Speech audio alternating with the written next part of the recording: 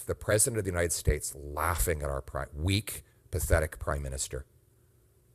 What an embarrassment to all Canadians. Canadians are good, proud, decent people. We as a country were admired in this world before Justin Trudeau and the NDP Liberal government. People came from around the world to call this place home because they knew there was no better place. They were handed a flag when they got a citizenship and told, congratulations, you live in the best place on earth. You've just won the lottery of life. Yesterday, we were reminded that if you hire clowns, you get a circus. But no one should be laughing, because there are real consequences for yesterday's chaotic, liberal clown show. These are the consequences. The deficit is 50% higher than we were promised. Our dollar has plunged below 70 cents American for the first time in ages, which means more expensive fuel, food, clothing, and materials for things like automobiles. It means our people will be poorer and the dollars they work so hard to earn are worth less. The real consequences of yesterday's clown show are playing out in tragedies right across this country. Let's capture the story here for a second. The world markets were watching to find out the size of our deficit. Remember, Chrystia Freeland, after helping Justin Trudeau double the national debt, add more debt than all prior prime ministers combined, said we can't go beyond the $40 billion guardrail, or else we'll go off the cliff. But throughout the year, with the prompting of Carbon Tax Carney, Trudeau's #1 economic advisor, he kept pushing his finance minister further and further leftward.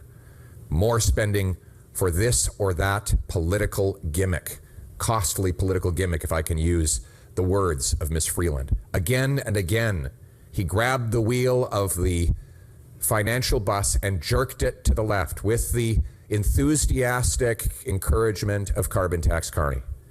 And as we were approaching the fall update, he grabbed the wheel entirely, jerked it to the left, smashed the bus through the guardrail and off the cliff.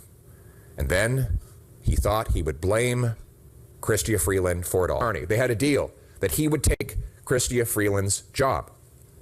Well, when Carney saw how bad it all looked, he said, I no longer want the job. So just blame Chrystia Freeland and make her wear it all. Some feminist.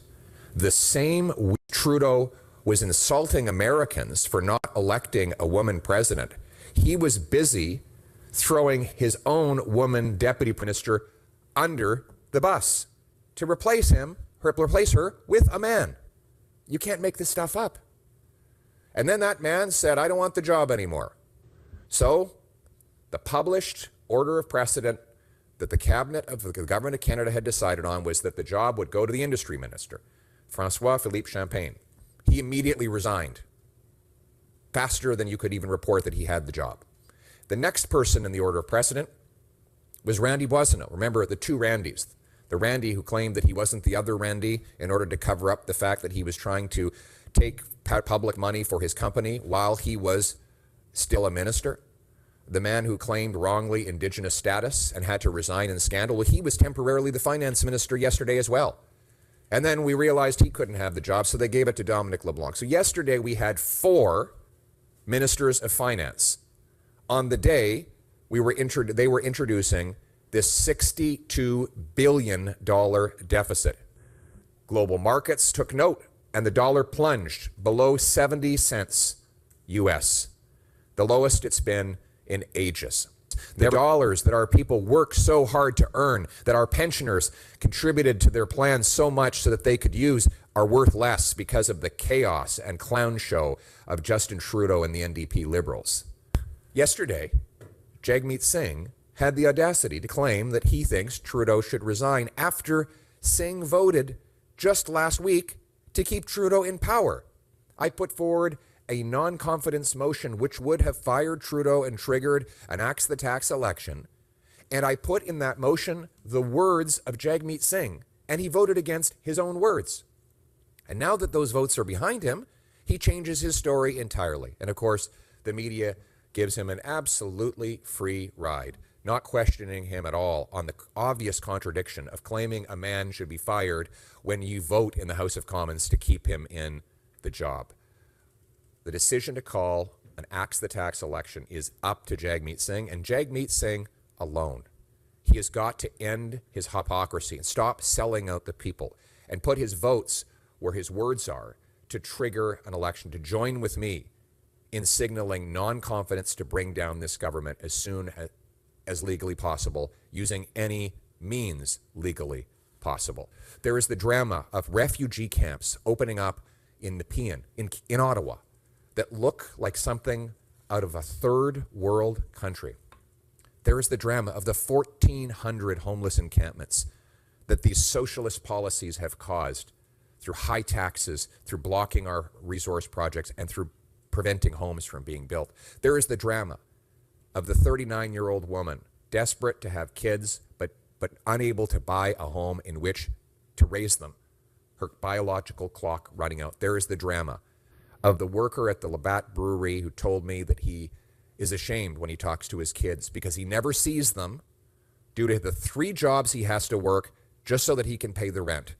And there is the national humiliation of the President of the United States laughing at our weak, pathetic Prime Minister.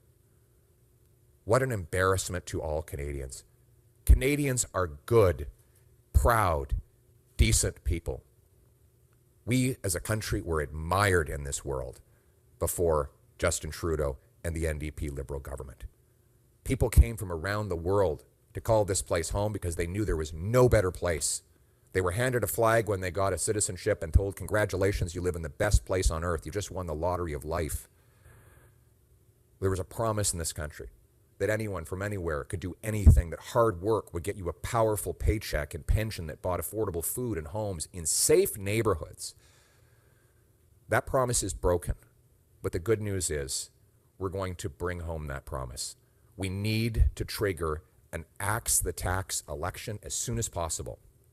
But more than that, a government that will bring our people together, unite all of us, Liberals, Conservatives, New Democrats, the people of this country, the common people, around our common values, our common sense, our common history, and our common optimistic future. Most of all, we need a leader with the brains and backbone, the strength and smarts to stand up for us on the world stage, to face down the threats of tariffs and the leaders around the world and make our country proud again.